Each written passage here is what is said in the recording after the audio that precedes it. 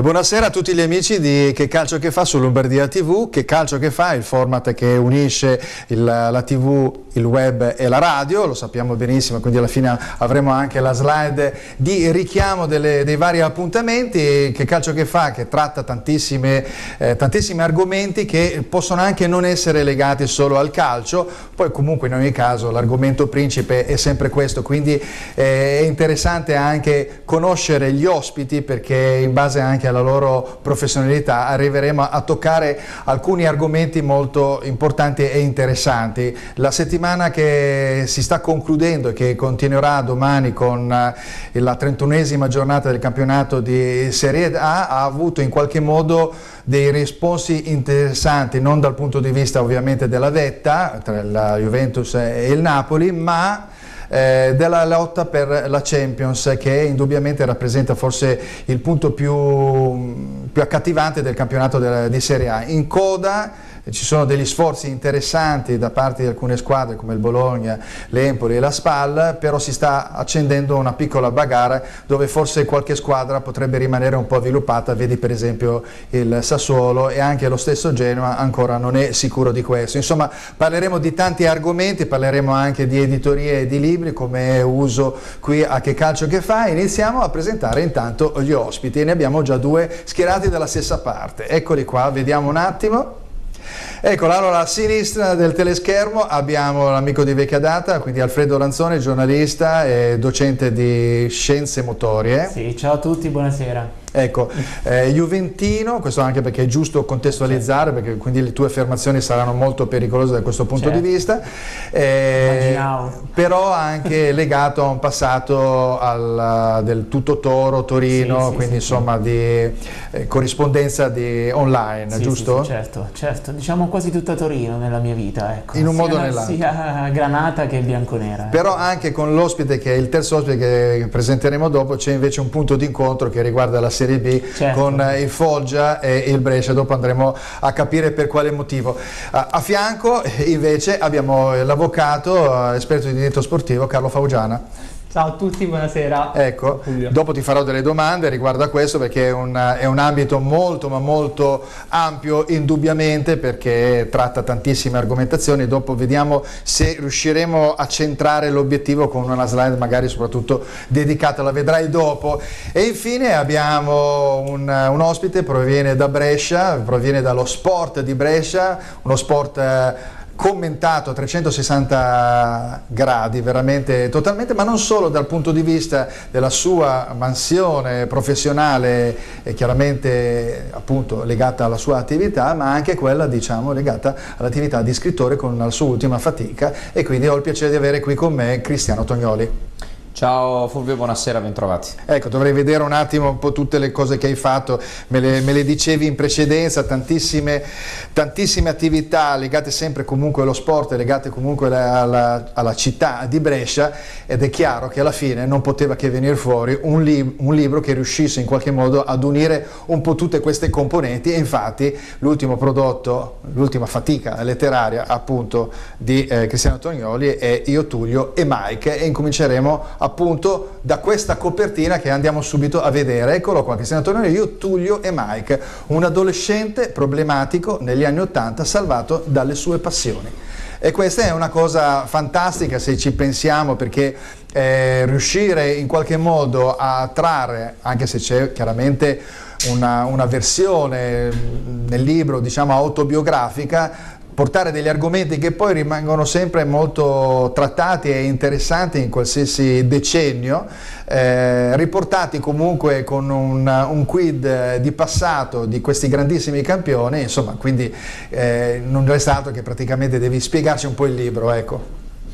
Innanzitutto buonasera, grazie per questo invito, al quale ho risposto molto volentieri. È un libro che ho scritto così, anche un po' per gioco, ringrazio tra l'altro Edizioni Virgilio che ha creduto in me. È un libro che sì, in parte autobiografico, in parte no, perché è un romanzo, quindi c'è una buona parte di fantasia. È un libro che parla della Brescia degli anni '80, di questo ragazzo soprannominato Baby per la sua fisicità ancora molto da bambino, nonostante sia già un adolescente, che ha queste due grosse passioni, appunto, che sono il calcio e il basket, queste due Quanti squadre. anni ha questo adolescente? Siamo attorno ai 15 anni, quindi sono i primi anni di scuole superiori, e quindi si racconta un po' in prima persona, ripeto, con eventi che mi sono capitati, altri che ho romanzato, insomma, di quella che è la vita, no, di questo ragazzino, ripeto, nella Brescia degli anni '80, quindi con personaggi, situazioni e quant'altro. E la vita di un adolescente cos'è, se non innanzitutto la scuola, quindi con le difficoltà che si incontrano, in particolare questa professoressa di matematica con la quale Baby viene a contatto immediatamente, con la quale sono scintille da subito. Poi ci sono le fidanzatine, le ragazzine, quelle che lui vorrebbe, quelle che non riesce ad avere,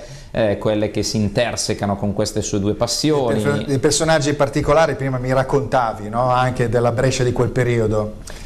Sì, parliamo anche di personaggi che si incrociano soprattutto nel centro della città, perché io di quei posti sono, San Faustino, il Carmine, insomma sono posti proprio centrali di Brescia, quindi seppure con grande leggerezza, perché ho cercato di scriverlo per dare anche facilità di lettura a chi lo prende, ho toccato diversi argomenti, no? Parlando anche di bullismo, anche se negli anni '80 questa parola ancora non esisteva, però esisteva come fenomeno, perché c'è sempre stato comunque la vittima del branco, no? All'interno della scuola, poi ovviamente con le giuste proporzioni, no? Ovviamente non c'erano magari i telefonini che potevano riprendere delle cose brutte, no? Anche se poi queste rappresentano anche un punto, una testimonianza di un qualcosa che comunque, di un disagio che c'è sempre nelle varie stagioni della vita dell'uomo. Assolutamente sì, quindi era l'epoca dei paninari, di questo ovviamente anche parlo, e quindi c'erano magari personaggi, in particolare c'era questo ragazzo affetto da nanismo, il nano, veniva soprannominato proprio poi anche il paninano, perché lui si vestiva da capo a piedi con abbigliamenti che però andava a rubare di volta in volta, bullizzando i ragazzini dell'epoca quando uscivano da scuola o quant'altro. Tocco di fatto anche il tema dei transgender, perché parlo di un travestito famoso, molto famoso in quegli anni a Brescia, la Lea, che all'inizio era uno dei più bei travestiti della città, poi finisce male, da alcolizzata, da clochard, e che farnetica passeggiando per le vie della città. Quindi Baby ha il terrore di incontrare il paninano, di incontrare la Lea, di andare a scuola appunto e dover avere a che fare con questa professoressa di matematica. E allora aspetta il fine settimana. Perché cosa succede il fine settimana? A Brescia ci sono due squadre, sì, c'è il Brescia Calcio e c'è il Basket Brescia. In particolare ci sono questi due idoli di Baby, che sono Tullio Gritti, che è stato per anni, in quegli anni '80, il bomber per antonomasia delle rondinelle. Adesso per un gioco del destino è il vice allenatore, esatto, è a Bergamo contro l'Atalanta. Nonostante questo, la grande rivalità che c'è tra Brescia e Bergamo è rimasto comunque nel cuore non solo di chi appunto l'ha vissuto come idolo, ovvero quelli della mia generazione, ma insomma un po' tutti. Sì, perché poi ho visto che sono andato a riguardare, lui sale, contribuisce alla promozione della C1 nell'84-85. Il Brescia fa un doppio salto in quegli anni, esatto, in 2 anni passa dalla C1 alla A, e lui per 2 anni è vice capocannoniere sia in C1 che in B. Non riesce a vincere la classifica dei cannonieri, anche perché comunque era un bomber, un animale d'area di rigore. Lo potremmo paragonare tranquillamente all'Alfredo Donnarumma, che adesso sta ha pilotato il Brescia in vetta alla classifica a suon di gol, perché comunque sono entrambi, lo era Gritti e lo era Donnarumma, delle prime punte non altissime, però in grado di segnare in tutti i modi, insomma. Anche tecniche, diciamo. Anche tecniche, ma in grado di segnare anche di testa, e lui comunque era anche molto generoso, quindi insomma cercava di dare spazio anche ai compagni di reparto, un po' come fa anche Donnarumma con Torregrossa quest'anno nel Brescia. E poi l'altro idolo, esatto. Altro idolo è Mike Mitchell, che è l'americano del basket Brescia di quegli anni, basket Brescia che in quegli anni come andava? Ma non andava splendidamente, nel senso che poi Mitchell fa solo 2 anni a Brescia, quando il basket Brescia è in Serie A2, il basket Brescia che non riesce poi a salire dopo aver fatto tanti anni di A1, però Mitchell è uno degli americani, se non l'americano più spettacolare in quel momento, perché ci sono partite, qui le racconto, in cui segna anche 40-45 punti alla volta. E poi dopo Mitchell è rimasto in Italia, è andato a Reggio Emilia e ha fatto anche meglio di quello che si è riuscito a fare quantomeno con la squadra. Mitchell arriva comunque in Italia con un background di un certo tipo. C'erano altri sport che questo adolescente dal nome Cristiano Tognoli, che non era chiaramente seguiva in quel periodo storico, No, fondamentalmente, perché magari è legato già basta e avanza, no? Quindi, fondamentalmente ci soffermiamo su calcio e pallacanestro, e poi sarà un caso, forse no, alla fine questa è ancora la mia vita, perché io quest'oggi per l'editoriale bresciana che raggruppa il giornale di Brescia, Teletutto e Radio Brescia 7, sono la prima firma del calcio e del basket, e sei anche la voce. E sono anche la voce, faccio anche le radiocronache di entrambe le squadre, quindi forse era un po' tutto scritto nel destino, no? Poi leggo anche opinionista lunedì sera, appunto, parole di calcio su Teletutto, e conduttore di Basket Time, insomma, quindi praticamente calcio e basket sono rimasti, quindi capiamo destino. benissimo che era la giusta somma. C'è Alfredo che invece vuole fare una domanda, io al tempo stesso però rimando anche ad Alfredo il discorso, visto che mi ha dato il là Cristiano, il discorso appunto dei quindicenni, perché mi sembra di capire che tu abbia proprio come insegnamento quella classe. Cristiano, anche perché io penso che tu l'abbia affrontato nel tuo libro questa cosa qui. Secondo te cosa può dare lo sport all'adolescenza o all'adolescente soprattutto? Cioè, perché io continuo a dire, soprattutto in ambito scolastico, che lo sport dà una grande mano a questi alunni che soffrono di bullismo o sono bulli? Secondo te lo sport come può contribuire ad aiutare questi adolescenti che hanno questo problema? Sentiamo la risposta appunto a Cristiano, perché vediamo un po'. Sintetizzando, ti direi che lo sport aiuta perché ti insegna a vincere e a perdere, ti fa capire che c'è la doppia faccia della stessa medaglia, e devi accettarlo, così come ti esalti per una vittoria, per una bella partita, per un bomber che segna tanto, per un cestista che fa tanti canestri, ti deprimi anche per una sconfitta, per un campionato andato male, per una partita alla quale tenevi in modo particolare. Cosa può fare lo sport? Io l'ho messo nel mio sottotitolo. Il sottotitolo è: un adolescente problematico negli anni 80 salvato dalle sue passioni. Lo sport, secondo me, può salvare gli adolescenti dai disagi che provano, perché questa è un'età difficile, un'età bellissima, perché hai dentro tanta energia in corpo, perché vorresti schizzare la mattina appena ti alzi dal letto e andare a spaccare il mondo, e poi però ti scontri con le tue fragilità, che possono essere fisiche come nel caso di Baby, ma che sono anche mentali. E allora il disagio dell'adolescenza è un disagio pesante, è un disagio difficile da affrontare tutti i giorni. C'è chi lo vive anche in prima persona, perché poi ci sono adolescenti che fanno sport magari anche ad alti livelli, o comunque si sfogano con questo. Baby si sfogava andando a vederlo questo sport, immedesimandosi in questi due personaggi.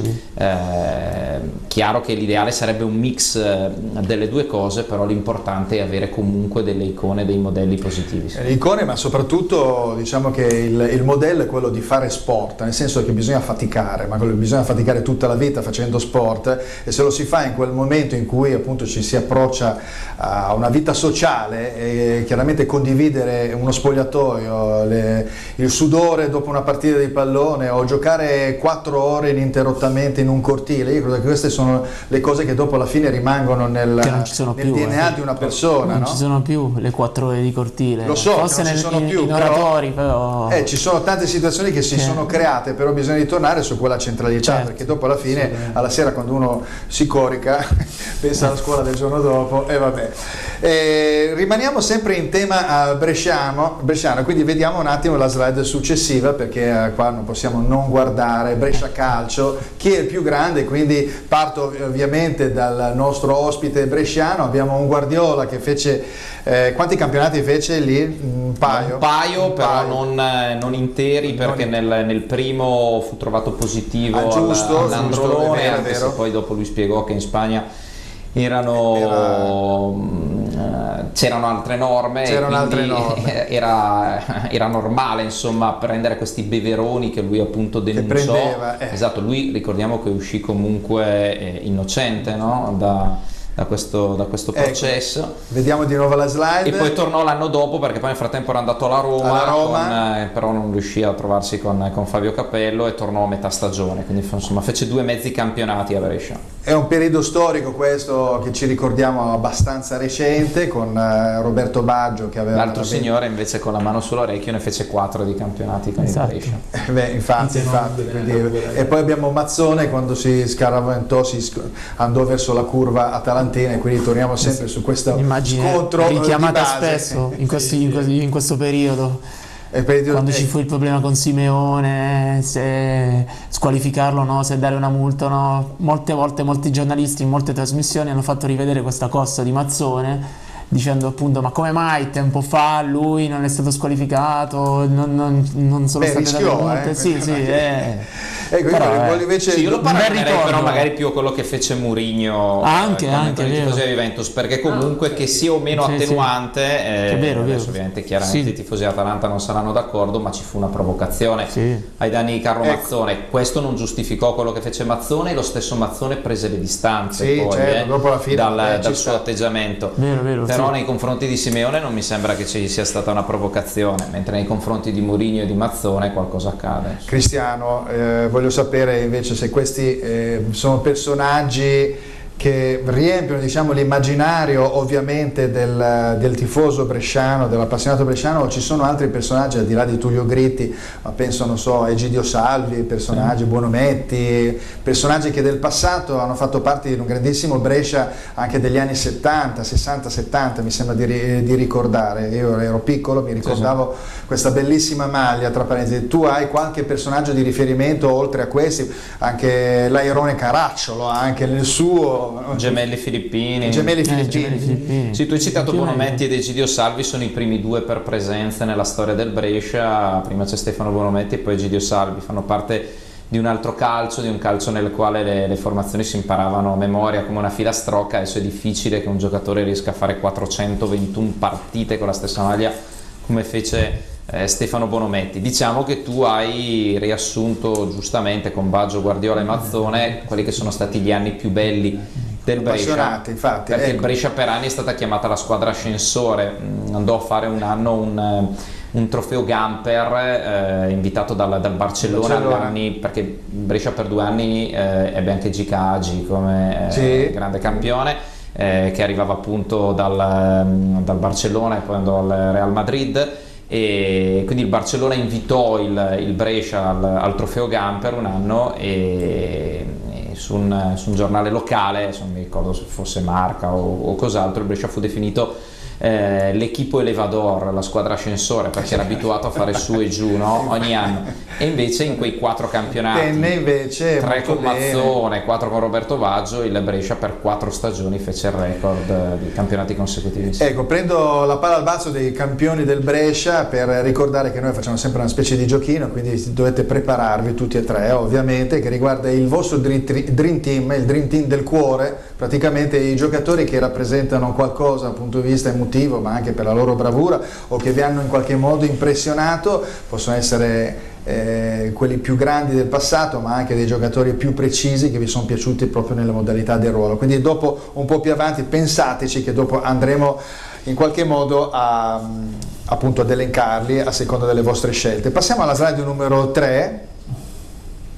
Ecco, qua abbiamo per esempio molto attuale il razzismo e il cretinismo, no? Perché secondo me qua ci stiamo dividendo su questa situazione, un momento difficile da un punto di vista proprio di concezione quasi politica del tema del razzismo, e d'altra parte invece un abbassamento a livello culturale, dove praticamente si vuole mettere in difficoltà il giocatore sul campo, e pensando di creargli un problema. Ovviamente alcuni sono più sensibili, ma comunque in ogni caso la molla iniziale è proprio quella di un'espressione completamente cretina, io la reputo così, e quindi chiedo all'avvocato, a questo punto Carlo Fagiani, partiamo da 3, qual è il tuo pensiero riguardo a questo momento storico, che poi in realtà, rivedendo la slide, passa da Zorò, che nel 2005 prese il pallone e se ne volle andare, quasi poi fu bloccato in questo Messina-Inter, e Balotelli, che a più riprese è stato colpito dai vari bu razziali, all'ultimo che è Mosè Ken. Fulvio, guarda, sicuramente sono episodi da condannare in ogni caso. Mi riferisco soprattutto poi al commento che ha fatto martedì sera, come si chiama? Bonucci, Sì, per quanto riguarda, diciamo, quel 50 e 50 di colpa o meno su Ken. E, purtroppo è bello da un lato sentire il presidente del Cagliari che dice va bene, mi scoccia che voi fate tutto un discorso sulla tifoseria del Cagliari come se fosse razzista, quindi etichettare tutta la tifoseria non è giusto da un lato. Però ti ferma, anche perché poi ogni società vuole fare le cose bene, quindi ogni società si sente in qualche modo trascinata in questa problematica per colpa appunto dei soliti sì, esatto, del solito scemo di turno, scusandomi per il termine, però comunque il Cagliari non dimentichiamo che ha portato avanti anche dei progetti appunto di educazione a questo tema che è importante. Dispiace poi questa disputa che si è venuta a creare poi a livello mediatico tra i cosiddetti difensori di Ken piuttosto che accusatori, perché è vero che da un lato magari si può dire c'è stato un atteggiamento provocatore da parte del calciatore della Juventus, però è chiaro che quando senti il bu, quello comunque va sempre condannato. Beh, questo assolutamente. Poi è chiaro che è difficile fare dei distinguo, però in ogni caso abbiamo visto in passato quanti giocatori di pelle bianca venivano insultati, e quindi insomma alla fine è veramente un modo molto brutto quello di abbassare proprio la cultura sportiva di questo paese, quando noi dobbiamo cercare di alzarla. Esatto. Giustamente, se c'è un discorso che lambisce il razzismo, bisogna essere categorici, però ecco, aumentiamo anche tutto in senso generale, aumentiamo la cultura sportiva. Alfredo, dal tuo punto di vista? Sì, il mio punto di vista più o meno già lo conosci, Fulvio, è il meccanismo dei social che comunque ti ingabbia in questo tipo di pressioni che si vengono a creare tra giocatori, tra dirigenti e quindi tra persone che lavorano nello sport. Il problema è sempre lo stesso, è l'educazione. Io sono sempre più convinto che l'educazione debba partire dalla scuola, al di là che dalle società sportive, al di là delle società sportive. È difficile perché magari, come diceva prima Carlo, per 3-4 scemi di turno tu distruggi una partita oppure distruggi un progetto, perché veramente il Cagliari fa numerosi progetti soprattutto per quanto certo, con le scuole, esattamente, quindi il lavoro che tu fai in un anno viene distrutto in 10 minuti di partita. È un problema di educazione. Io sono convinto che non siamo sulla cattiva strada, perché le cose sono cambiate tanto. Sì, adesso questo episodio è successo, però da quanto tempo non succedeva una cosa del genere? Abbastanza capita, non è che capita, però non è una cosa così eclatante, cioè non è, anche perché i nostri ragazzi nelle scuole sono ormai abituati, cioè, a vivere contemporaneamente, a stare contemporaneamente con altre persone di altri paesi, è una cosa normalissima. Cristiano lo può spiegare meglio di me, visto che vive in una città molto... Sentiamo un attimo invece Cristiano se è un discorso legato appunto solo all'educazione, ai social, al cretinismo, o se invece individua qualcosa, oppure appunto un razzismo magari più preciso con delle motivazioni dietro. Guarda, sui social, anche se li uso e cerco di usarli il meglio possibile, mi trovi molto critico, perché i social di sicuro non aiutano a creare... Incendiano facilmente il tutto, sì. no? Basta un'affermazione. Assolutamente sì, anche perché poi spesso ci sono magari concetti espressi con parole sbagliate che appunto creano confusione, come dici giustamente tu, incendiano.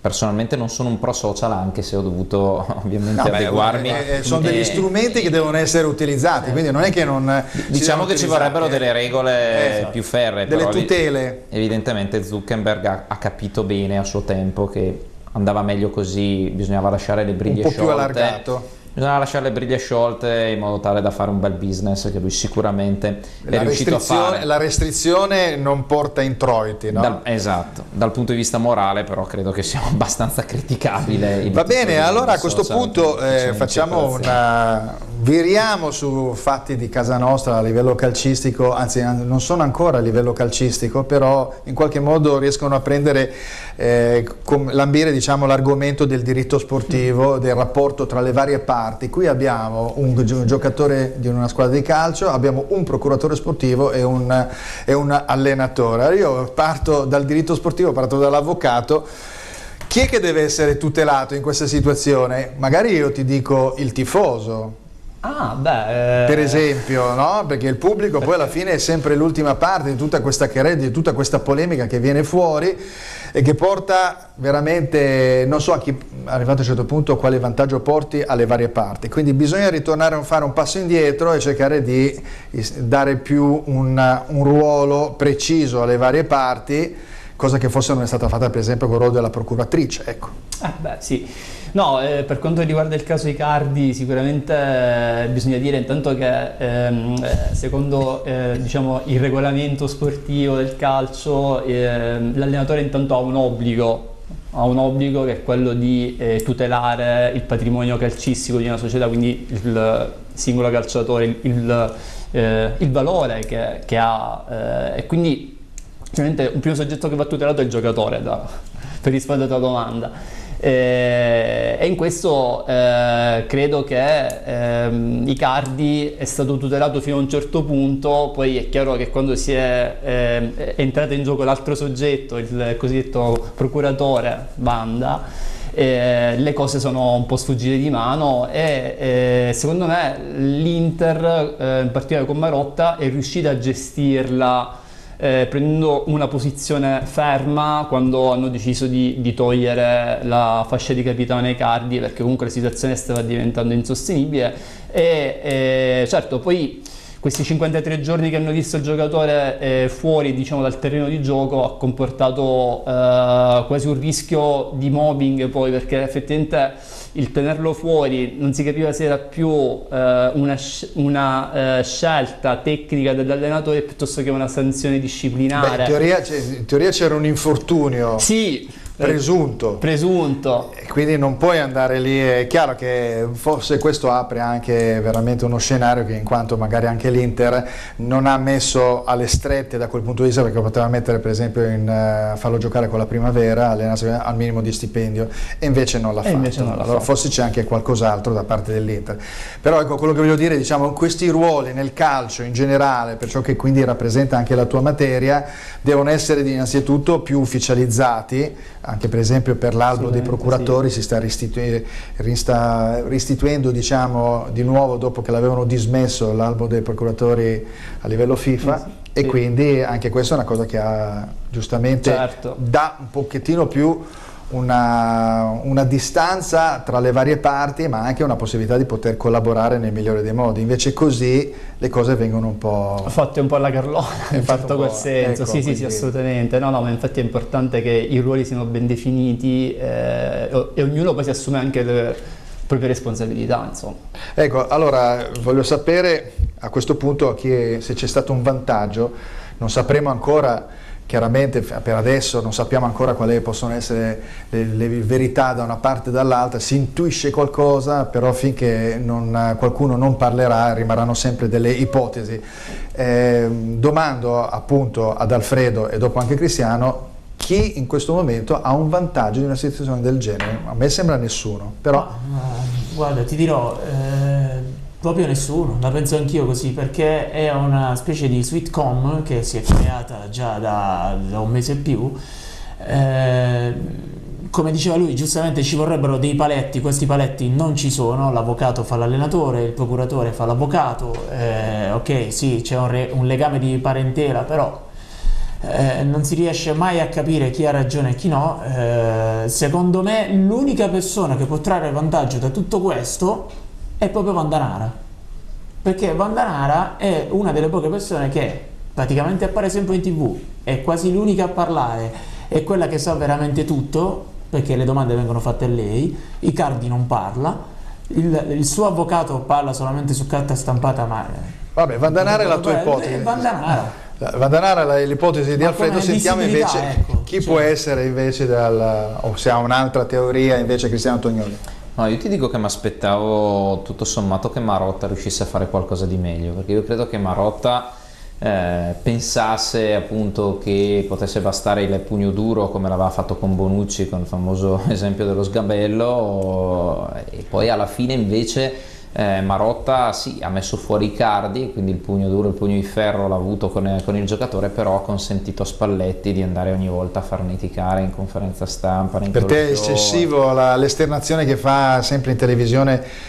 Beh, è fastidioso, credo che sia veramente arrivato fastidioso, e mi sorprende che nella mia categoria, nella nostra categoria, ancora non ci sia stata gente comunque che abbia preso davvero le distanze. Mi è piaciuto molto un editoriale che ha fatto Andrea Monti sulla Gazzetta dello Sport un paio di giorni fa, dove con ironia, prendendolo anche un po' in giro, perché poi a quel punto bisogna anche usare queste armi, l'ha paragonato un po' ad D'Annunzio, un po' a Ragionier Fantozzi. Sì, l'ho letto questo articolo. Sì. Però, ripeto, da Marotta, al quale evidentemente l'Inter deve dare, i tifosi devono dare ancora un po' di tempo, mi aspettavo qualcosa di diverso, o quantomeno 360 gradi. Mi sembra che Marotta in tutta questa vicenda è ancora in una fase un po' morbida, si sia un po' dimenticato di gestire Spalletti, insomma.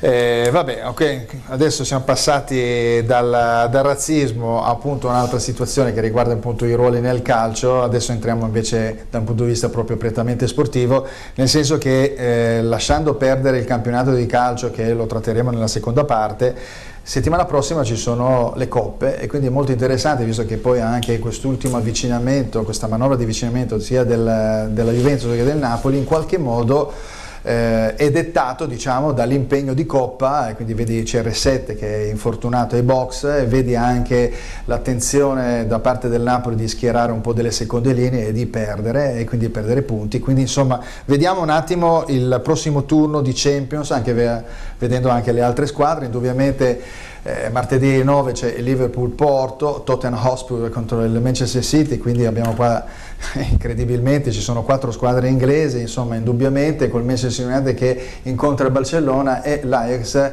con la Juventus. Credo che a questo punto, tutto sommato, tra le grandi, ormai la Juventus può essere considerata una delle prime 4 squadre d'Europa, ha avuto forse l'ostacolo più facile, riguardando un po' le altre cose rispetto alle inglesi. Sentiamo 2 juventini, perché so che siete juventini, quindi sentiamo Alfredo. Sì, così si dice. In realtà l'Ajax dovrebbe essere una squadra abbastanza facile da battere per la Juve sulla carta. Il problema è sempre lo stesso: sono giovani, corrono.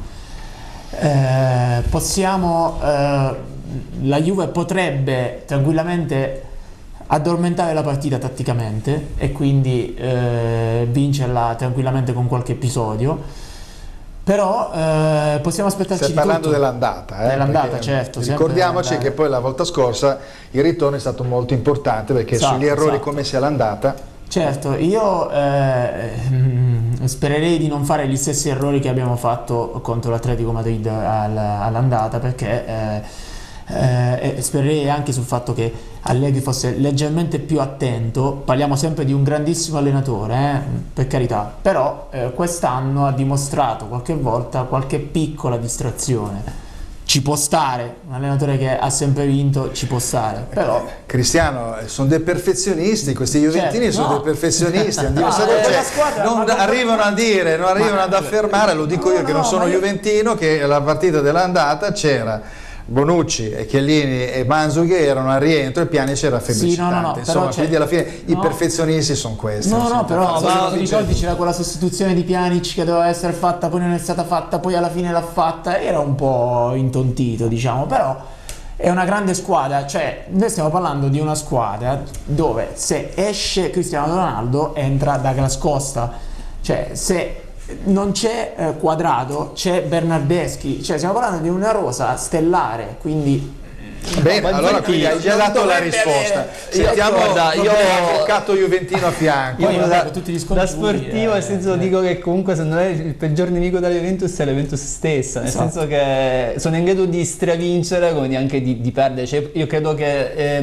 il match contro l'Atletico Madrid sia stato emblematico, dicevamo, da questo punto di vista. All'andata una squadra irriconoscibile, al ritorno è una squadra che ha fatto la partita perfetta, quindi in campionato stradomina, adesso vabbè tifoso juventino, però insomma quindi dipende un po' tutto da come imposterà la partita Allegri e soprattutto quale sarà la mentalità, perché poi alla fine l'Ajax è una squadra di tutto rispetto, è prima in campionato in Olanda e quindi comunque non bisogna prenderla sotto gambe. Ecco, domando invece a Cristiano in conclusione della parte riguardante la Juventus, se il fatto di incontrare l'Ajax, che è un po' la sorpresa, no? Anche come gioco, sì. ha sorpreso un po' tutti, avere un'andata e ritorno tutto sommato garantisca anche le opportune contromisure in una seconda partita, quella del ritorno in casa. Juventus resta chiaramente la grande favorita per il passaggio del turno, però mi aggancio proprio a quello che stavi dicendo relativamente al gioco. Io sono molto incuriosito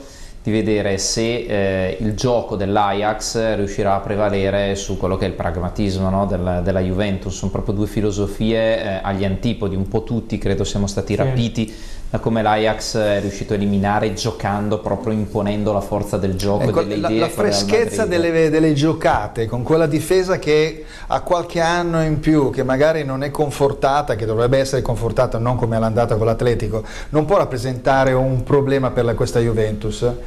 Sì, però poi come dicevano anche loro, la Juventus chiaramente ha dei campioni, dei singoli che non sono nemmeno paragonabili a quelli dell'Ajax, cioè penso a Todic, del quale adesso tutti parlano, però insomma è arrivato a quasi 30 anni girovagando un po' per l'Europa senza riuscire ad imporsi, quindi evidentemente sono giocatori magari capaci di accendersi in una partita ma che non hanno continuità, però ripeto, c'è questo fascino, no, della squadra sicuramente giovane, della squadra inesperta, ma che ha catturato tutti, perché tutti abbiamo tifato per l'Ajax in quella partita con il Real Madrid, per come sta giocando, perché meno i madridisti ovviamente. Io mi devo fermare un minuto, il tempo di 2 consigli per gli acquisti e poi ci vediamo qua.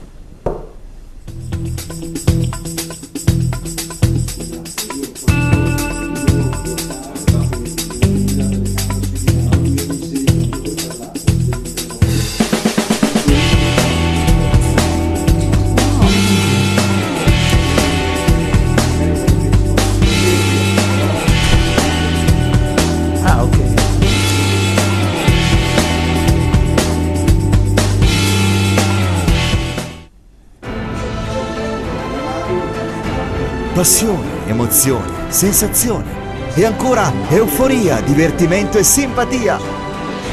Non rinunciare a tutto questo. Sono già le 5. Scarica l'app di Silver Music Radio, SM Radio, e ascoltala dove vuoi. Silver Music Radio, la tua radio ti ascolta. Ecco, riprendiamo la seconda parte di Che calcio che fa. Intanto inquadriamo un attimo Cristiano Tognoli, perché c'è questo libro, perché giustamente bisogna fare pubblicità, ragazzi, all'editoria, alla gente che scrive dei bellissimi libri, è indubbiamente una cosa molto importante. Bisogna cercare di leggere e rimanere anche aggiornati su grandissime storie, perché la gente ha bisogno anche di sentire dei racconti, fatti di vita, perché altrimenti dopo ci appiattiamo completamente su quelli che sono i social. È un po' quello che prima abbiamo detto riguardo appunto le situazioni riguardanti l'adolescenza, riguardanti il bullismo, riguardanti un'educazione e una cultura sportiva che viene a mancare in Italia. Chiudiamo velocemente con la slide le coppe, quindi la slide che riguarda l'Europa League. Abbiamo Slavia Praga, Chelsea, Benfica contro l'Eintracht, Francoforte, che conosciamo benissimo, no, dell'Inter, Arsenal Napoli e poi Villarreal Valencia. Qui abbiamo delle squadre molto ma molto importanti, interessanti. Forse potrebbe essere l'anno che non lo va a vincere una squadra spagnola, Villarreal Valencia, che negli ultimi anni col Sevilla hanno vinto tantissimo, hanno sempre fatto terreno di conquista all'Europa League, quindi potrebbe essere l'anno del Chelsea, dell'Arsenal, del Napoli soprattutto, e quindi tifiamo un po' questa squadra. Qual è il vostro ragionamento riguardo a questo? Risposte brevi, concise. Parto da Alfredo. Allora, l'esperienza di Ancelotti può sicuramente contribuire e dare delle ottime prestazioni e far fare un'ottima prestazione al Napoli. Io spero in questo. Per me Ancelotti è l'arma in più del Napoli e quindi il Napoli potrebbe tranquillamente superare il turno. Beh, anche perché poi sollevato dal fatto, diciamo, non penso che nessuno vada a prendere quel secondo posto, in ogni caso comunque la stagione è andata in questa direzione, la stagione di studio, credo che andare a suggellare con una vittoria in Coppa sarebbe interessante. Sentiamo invece l'avvocato. Io, nel senso, do una risposta di pancia, spero che il Napoli possa vincere, soprattutto perché appunto l'unico obiettivo ormai rimasto per il Napoli è questo, quindi spero vivamente che, avvalendosi dell'esperienza di Ancelotti, come diceva Alfredo prima, poi può servire anche per l'autostima del calcio italiano, soprattutto anche per l'autostima anche per gli stessi napoletani che ci girano attorno, vanno a scontrarsi contro questa Juventus in questi ultimi anni, quindi cerchiamo di dare un po' di lustro alle squadre italiane. Sentiamo invece Cristiano Tognoli riguardo a questo, riguardo al Napoli. Sì, allora mi auguro che il Napoli vinca l'Europa League, prima di tutto per cambiare un po' la mentalità che c'è nel calcio italiano relativamente a questa competizione, che viene vista ancora come una competizione di Serie B. Ma ti racconto brevemente questo aneddoto. Sì. Nella mia lunga lista di amici che ormai ho incontrato e che continuo ad avere nel mondo del calcio, sono molto amico di Carlo Nicolini, che è preparatore atletico di Mircea Lucescu, con il quale ha lavorato fino a poco fa nella nazionale turca. Adesso si sono dimessi, ma soprattutto ha lavorato per tanti anni allo Shakhtar Donetsk, è un bresciano, e lo Shakhtar Donetsk ha vinto l'ultima Coppa UEFA prima che poi diventasse Europa League, e lui mi ha raccontato più volte di come quella vittoria, quel vincere quella Coppa UEFA è servita per portare una mentalità europea in una società che non era abituata ad essere a quei livelli. E poi lo Shakhtar Donetsk è arrivato anche un anno, se non ricordo male, a un quarto di finale o forse addirittura una semifinale di Champions League. Ecco, se i club italiani cominciassero a capire, visto che non siamo più ai vertici, che vincere un'Europa League ti può servire per avere un certo tipo di mentalità e poi per magari l'anno dopo fare qualcosa in più in Champions League, forse questa potrebbe essere la chiave. Sì. Se il Napoli vince l'Europa League, magari l'anno prossimo fa una Champions League più dignitosa di quella che ha fatto quest'anno. Ovviamente poi stai facendo venire in mente anche il discorso delle squadre spagnole, che hanno sempre onorato molto bene fino in fondo, ma questo pensando proprio al fatto che se hai una squadra o due squadre o tre squadre, quindi Real Madrid, Barcellona, che cannibalizzano chiaramente lo scudetto, eventualmente l'Atletico Madrid, le altre che cosa possono fare? Quindi hanno fatto dell'Europa League un terreno di conquista, quindi cerchiamo anche da questo punto di vista anche in Italia di riuscire a fare una cosa del genere. Avete preparato il vostro Dream Team? Siete già abbastanza pronti? Ecco, li vedo proprio come degli scolaretti, ma questo è un momento che mi diverte tantissimo. Allora iniziamo con Alfredo, che mi ha già detto qualche nome, vediamo il Dream Team di Alfredo. Romantico, diciamo. Allora, in porta Buffon. Allora, innanzitutto faccio un preambolo nei tuoi confronti, è una squadra che sa stare in campo, sì, giusto? Diciamo e quindi meno di grandi campioni, però è equilibrata. Non ci sono modulo 12 numeri 10. Allora, il modulo? Il modulo è un 4-4-2, però con Baggio dietro le punte. Sì. Una sorta di 4-3-1-2. È strano perché 4-3-1-2. Allora non è un 4-4-2, esatto, perché Sacchi l'aveva, ecco. Esatto, 4-3-1-2. Allora, Buffon in porta, naturalmente, a destra Benarrivo, Antonio Benarrivo, storico terzino del Parma, eccetera. Sì. Difensori centrali Baresi e Costa Curta, a sinistra Torricelli, che ci siamo, centrocampisti abbiamo al centro Paolo Sosa, a destra Angelo Di Livio, a sinistra Alberico Ivani, dietro le punte Roberto Baggio e in attacco Signori e Van Basten. Vabbè, molto romantica, diciamo. Molto romantica, qua c'è anche del Foggia di Beppe Signori, certo, quindi vabbè, abbiamo capito che c'è una provenienza ben precisa. La mia è molto più fantasiosa, te lo dico già. Fantasiosa. Sentiamo. Allora, intanto inizio. Il mio è un 3-4-3. 3-4-3, zemaniano? Sì. Quasi un po' zemaniano. Quasi un po' zemaniano, dove abbiamo in porta Peruzzi. Sì. Poi abbiamo la difesa Maldini, Baresi, Scirea. Sì, va bene, ok. Bene. Centrocampo Donadoni, Iniesta, Seedorf, Donadoni, Iniesta, Seedorf, Cristiano Ronaldo.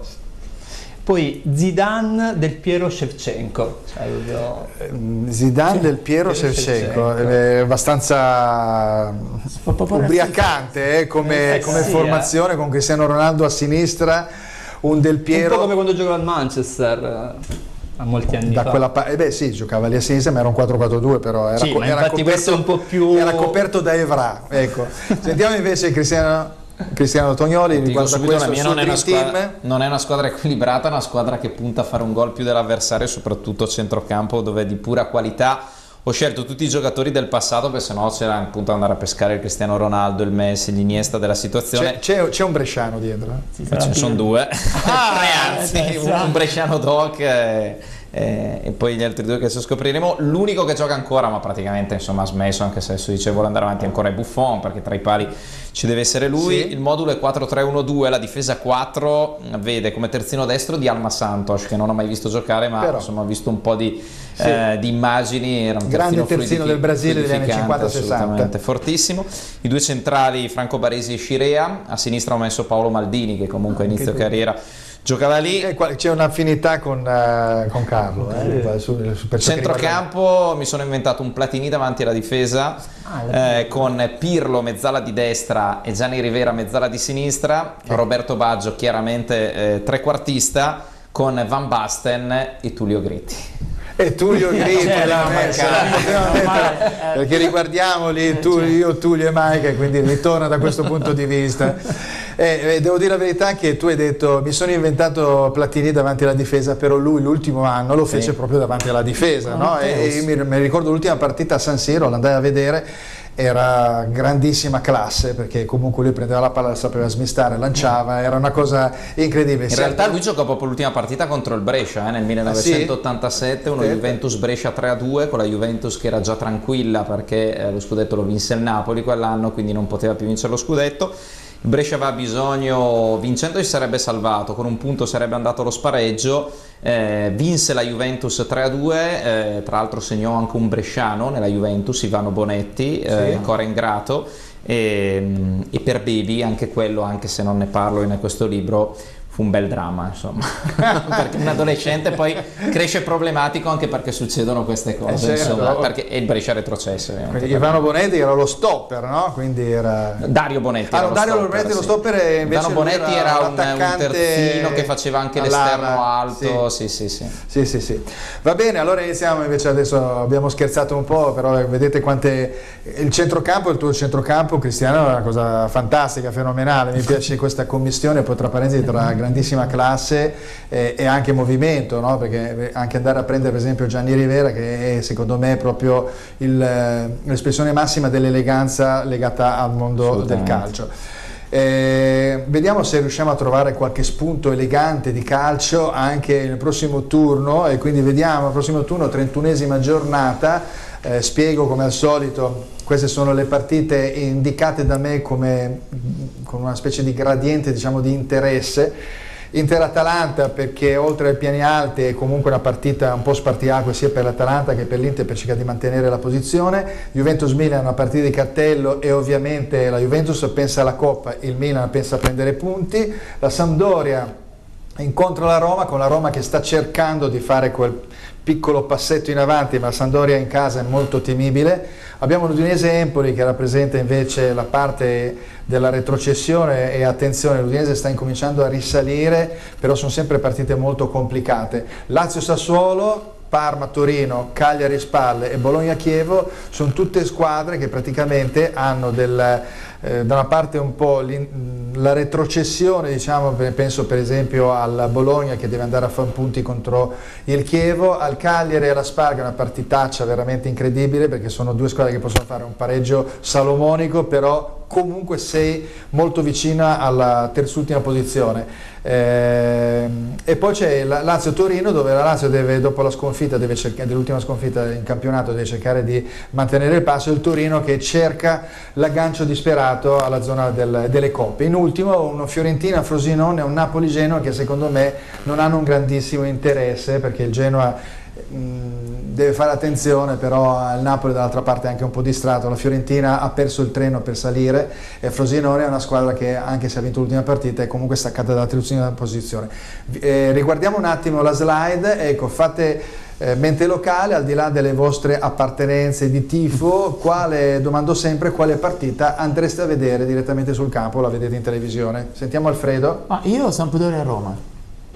Sampdoria Roma perché voglio vedere effettivamente, cioè mi piacerebbe vedere effettivamente questo cambio di passo di Ranieri, se ci sarà questo cambio di mano, diciamo, questo nuovo allenatore che in passato si è detto un gran bene, poi male, poi è tornato, e vorrei veramente capire se la Roma abbia fatto bene a cambiare allenatore in questo momento, in questo periodo del campionato.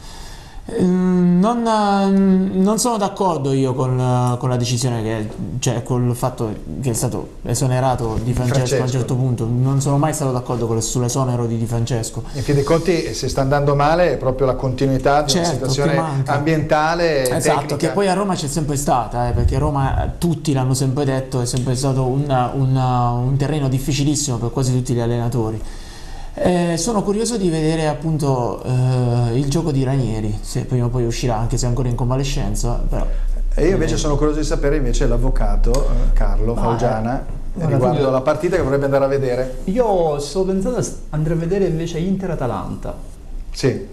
Perché cioè, voglio vedere se l'Inter con Icardi, se effettivamente è entrato nel meccanismo di gioco. Beh, c'è una curiosità in più. Perché comunque incontra anche una squadra di là, l'Atalanta, che è in lizza anche per la Champions. Beh, se l'Inter fa come ha fatto con la Lazio, che doveva lasciarla a distanza e invece ha perso e l'ha avvicinata, secondo me, perché dovrebbe essere il momento giusto, come per dire che a distanza le concorrenti. Vediamo insomma anche questa nuova deriva, insomma anche con il rientro di Icardi, come dici tu giustamente. No, sarà molto interessante, ci sarà proprio anche un clima, cioè ci sarà moltissimo agonismo da entrambe le parti, e poi vedere dei bomber di razza come Zapata da un lato e Icardi dall'altro, insomma ce ne saranno delle belle secondo me. Beh, poi dopo alla fine segnano gli stopper, Skriniar e Mancini, e quindi o Gagliardini.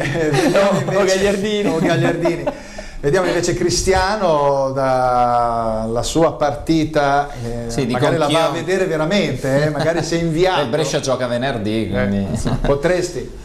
Ma dico anch'io Inter-Atalanta, è chiaro che detto dalla voce del Brescia può suonare strano, però l'Atalanta gioca un gran calcio, e ti assicuro che a Brescia c'è grande voglia di tornare a fare questo derby che manca da 12 anni ormai, anzi saranno 13, perché l'ultima volta fu una stagione 2005. Ci stiamo avvicinando, 2006 dovrebbero esserci tutti i presupposti, e se il Brescia riuscirà a tenere, e anche l'Atalanta a tenere questa identità di gioco, perché il Brescia è in assoluto la squadra che gioca meglio in Serie B quest'anno con 60 gol. L'Atalanta, ripeto, secondo me è la squadra che gioca meglio in rapporto anche poi a quelle che sono le forze in campo in Serie A. Se queste due squadre, magari tenendo questi due allenatori, Corini e Gasperini, riuscissero secondo me a tenere proprio questa identità di gioco, l'anno prossimo si potrebbero vedere due derby spettacolari, così come lo è stato il derby che Brescia ha giocato col Verona adesso. Secondo te, che conosci Tullio Britti e che quindi è il secondo di Gasperini all'Atalanta, Gasperini potrebbe essere un allenatore, dicono che potrebbe essere avvicinato dalla Roma stessa a questo punto, accostato alla Roma.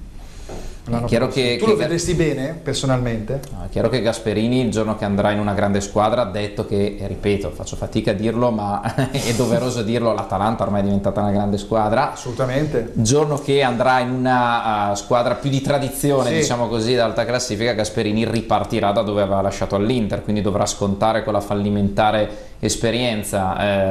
Gasperini non è un personaggio facile, insomma, è un piccolo Spalletti, perché anche lui tende comunque a polemizzare molto con la stampa. Parlando insomma con i colleghi di Bergamo, che all'inizio non erano tutte rose e fiori anche tra lui e la stampa bergamasca quando arrivò, adesso chiaro, tutti peana, tanti complimenti e quant'altro. Credo che anche Gasperini debba un attimino smussarsi.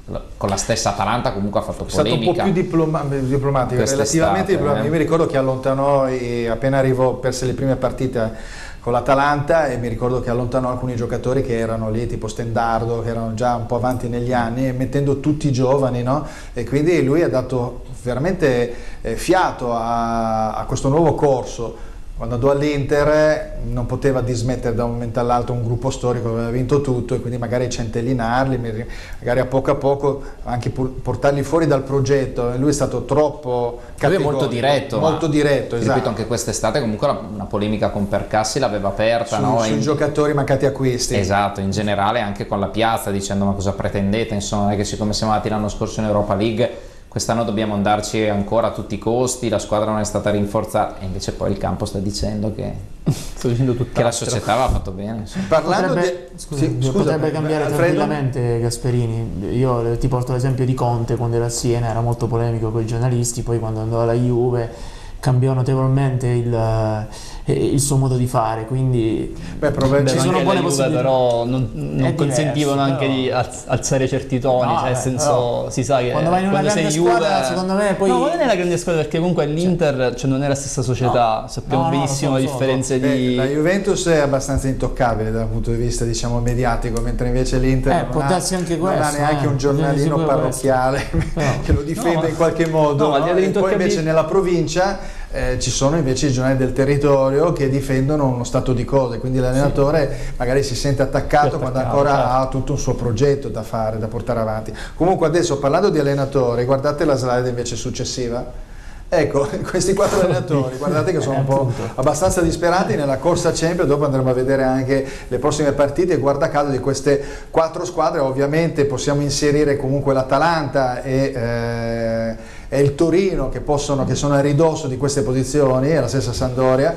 Comunque le prime 4 squadre che ambiscono ad avere la terza e la quarta posizione sono appunto quelle con l'allenatore Spalletti, con Gattuso, con Inzaghi e con Ranieri. Li vedete tutti in qualche modo abbastanza incattiviti per la situazione. Spalletti per Icardi, Gattuso per una situazione interna e di giocatori che sembrano un po' spompati, Inzaghi che non riesce a dare continuità e anche mi sembra quello più creativo, e Ranieri che pensava di trovare una situazione molto più facile. Vi faccio la domanda, di questi 4 chi è quello che è messo meglio arrivato a un certo punto, no? Che quindi in teoria potrebbe anche andare a centrare l'obiettivo?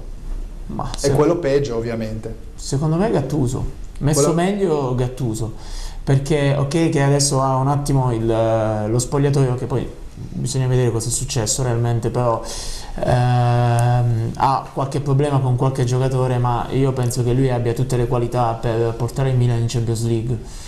Penso che sia anche molto preparato come allenatore, quindi non dovrebbe avere problemi. Messo peggio, quello che ho detto prima, è Ranieri, perché deve ancora dimostrarci effettivamente il suo valore. Ecco, a questo punto qua guardiamo, hai parlato di tutte e 2 le situazioni, andiamo a vedere la slide successiva dove c'è la tabella con le partite.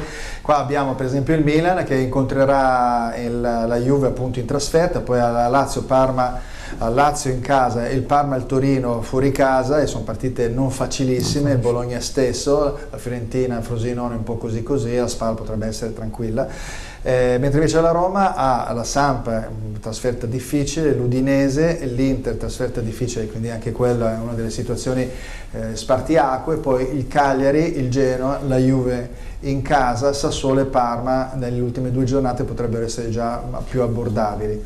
Sentiamo invece appunto Carlo Faugiana, l'avvocato, riguardo a questo invece la scelta di quello che è messo meglio e quello che è messo peggio. Ma guarda, io credo che sia messo meglio Spalletti, contrariamente a quello che dice Alfredo, perché per un discorso più, cioè col fatto che Icardi sia entrato nel gruppo, adesso bisognerà vedere le prossime partite come si svilupperanno, però Spalletti forse, a differenza di Gattuso, ha la freschezza di una punta che può dare un certo peso all'attacco dell'Inter.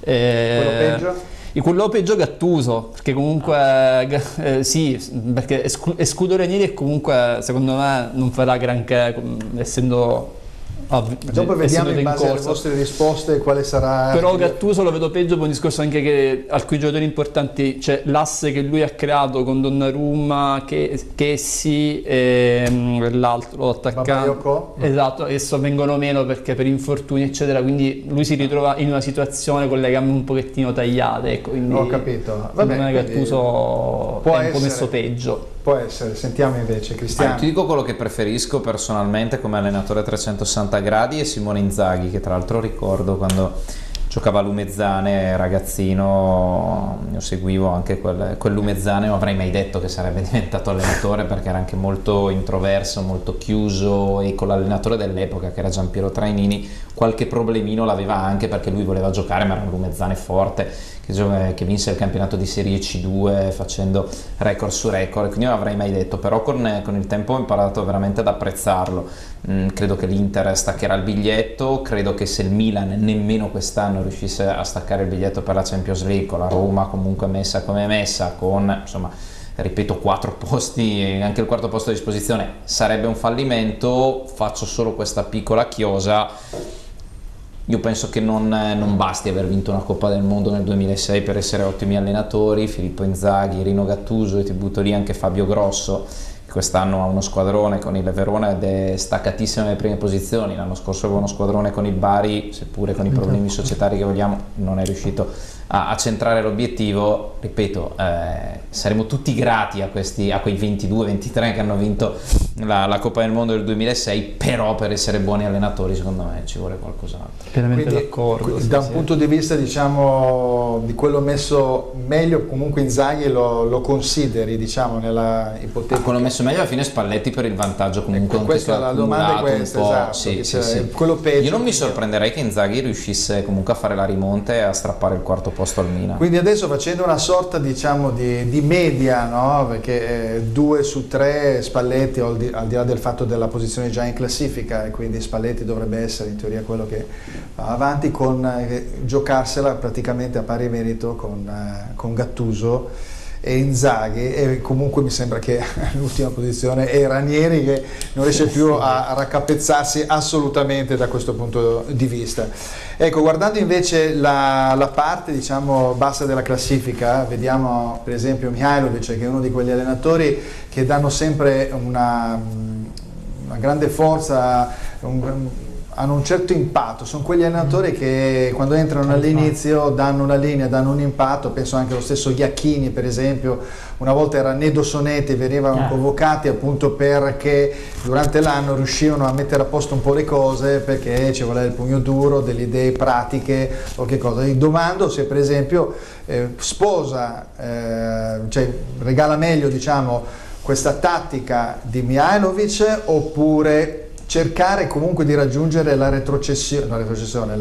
evitare la retrocessione con una parvenza di gioco. Ecco, l'utilitarismo a fronte del bel gioco è una cosa che quindi si può in qualche modo declinare nell'area, diciamo, del fondo classifica. Ma nelle ultime partite no. Secondo me sì, perché a quel punto se tu non riesci ad avere un gioco chiaro o comunque non riesci a costruire bene, devi, tra virgolette, sparare tutte le cartucce che hai, quindi a quel punto il carisma dell'allenatore o la tattica vincente, il cosiddetto lancio, che ormai non si fa più, si dà sempre palla al portiere per giocare dietro in difesa, per far salire la squadra, e quindi poi toglierti dal pressing, non c'è più, non lo vedo più. Adesso praticamente si fa sempre palla dietro al portiere, si gioca dietro, ma il lancio non esiste più. Hai ragione, le squadre sono più muscolari, forte, e quindi non va in fuorigioco. È il Verona, che era uno dei giocatori, i miei giocatori preferiti, non può esserci più, è il Paolo Sosa. Però io faccio sempre affidamento su questo. Allegri per esempio lo fa spesso con Mandzukic, non è, vabbè, devi avere Mandzukic, però in ogni caso a quel punto spari tutte le cartucce che hai, quindi cerchi di vincere la partita al di là del gioco,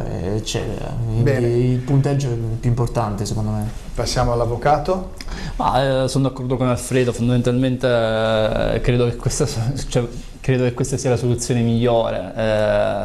Per esempio, tornando raggiungere, essere, diciamo, già preparati con una certa dose anche aggressiva in campo, piuttosto che raggiungere il risultato al massimo. Per esempio, se guardiamo il Milan, è quello che manca adesso, no? Cioè, in questa fase del campionato è importante arrivare con una certa aggressività. Anche lo stesso Torino, per esempio, ha una freschezza, un'aggressività che ha mostrato l'altro giorno in campo.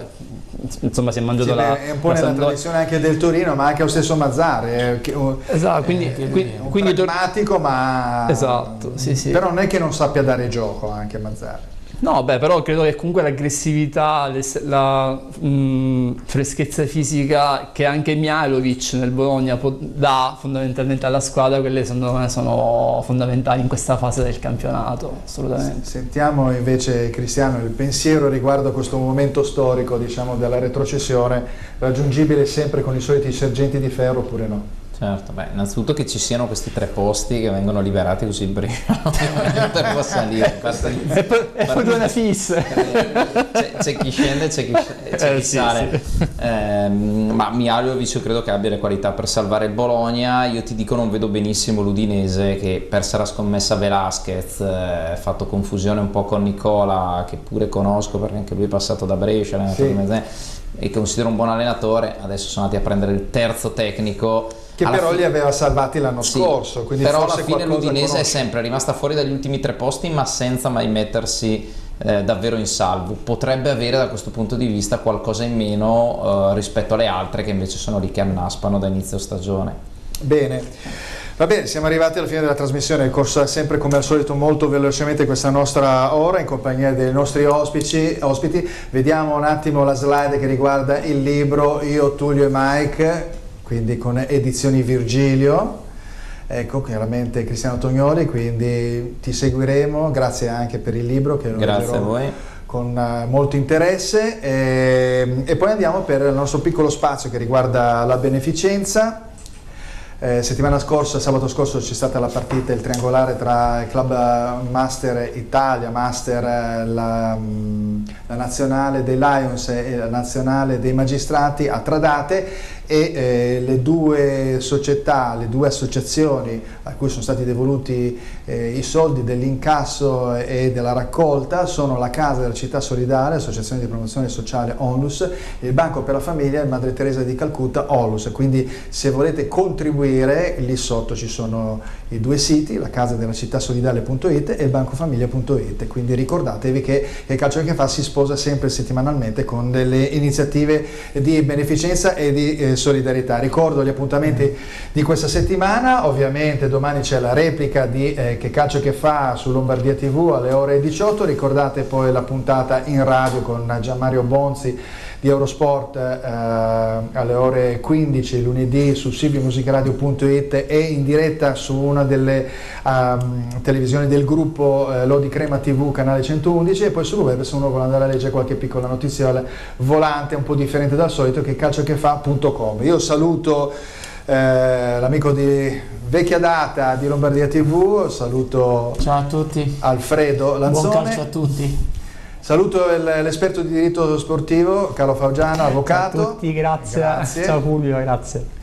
Saluto ovviamente Cristiano Tognoli con il suo bellissimo libro e la sua attività a livello professionale sia con il basket ovviamente e col calcio, e tanti auguri nonostante il Foggia a questo Brescia, giusto? Assolutamente, magari ci ritroviamo l'anno prossimo qui a parlare di Serie A con il Brescia. Assolutamente, appuntamento l'anno prossimo, noi appuntamento settimana prossima sempre con Che Calcio che fa.